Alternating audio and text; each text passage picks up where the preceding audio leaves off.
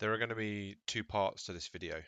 One of them is going to be how to apply a payment to a vendor, and the second part is going to be how to apply that payment to the correct invoices and credit notes for that vendor.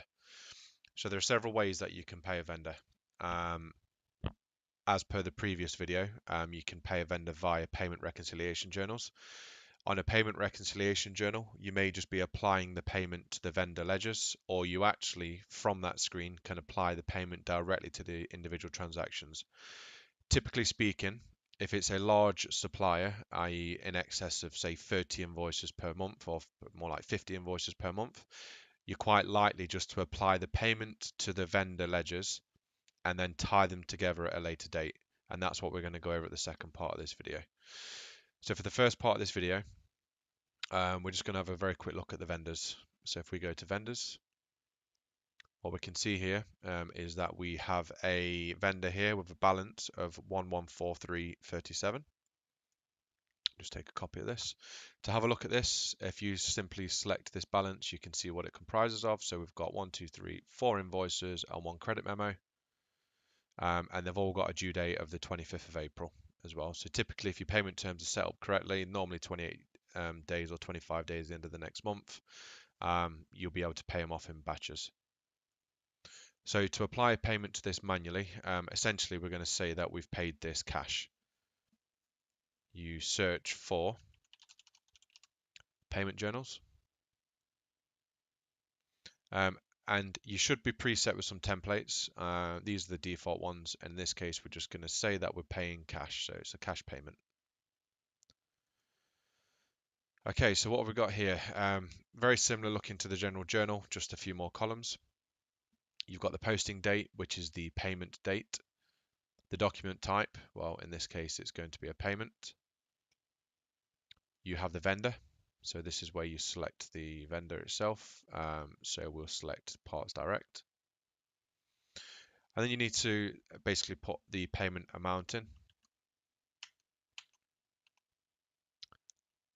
And in this exercise, we're just going to apply the payment straight to the vendor. When we spoke about actually applying it to individual transactions, you can do that from within this screen. So if I select, if I go to Actions, just one second, Process, Apply Entries,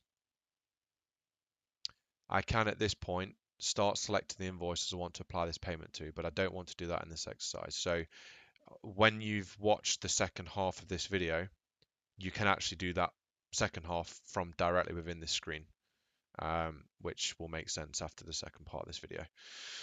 So now we've added the payment to the vendor. It's very important that you put payment here.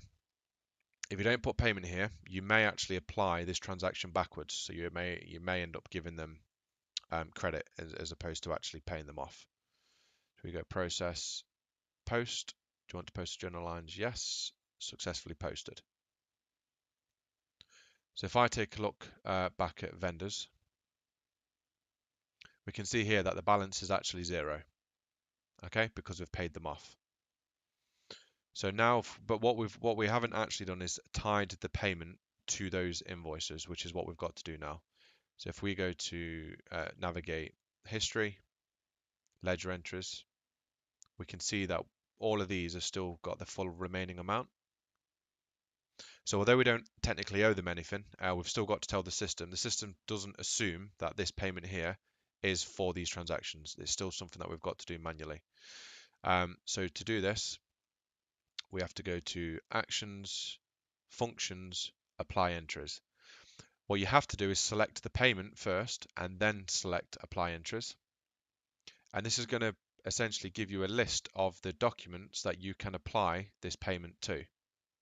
Now in this exercise, all the transactions actually have the same due date. What I'd recommend that you do, if you know that you owe them £1,000 and it's for a particular month, you can filter the due date. So if I filter that to 25/04/19, it would bring through the invoices that are due on the period that you should be paying. So it's a really easy way just to filter this down to the documents that are actually due. So to apply the payments, we have to go to Actions, again, just pin this taskbar, Application, Set Applies to ID. and that will apply some of that payment to there. So you see we've still got this amount of money left.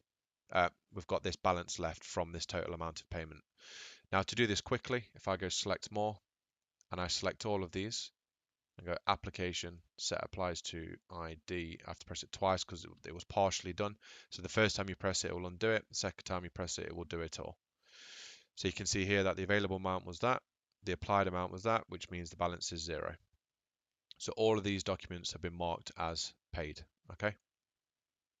So now I need to go post application. I select the date of the payment, which will be the default date anyway. Press OK. And now what you see, these have all been zeroed off. So that's a very quick way of applying a payment to a vendor without applying it to the individual transactions.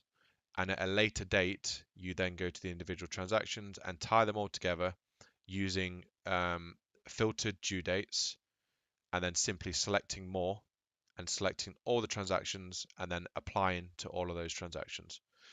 So that's one method. There are a couple more, but this is a method that quite a lot of people have started adopting. If you've got any questions, please let me know.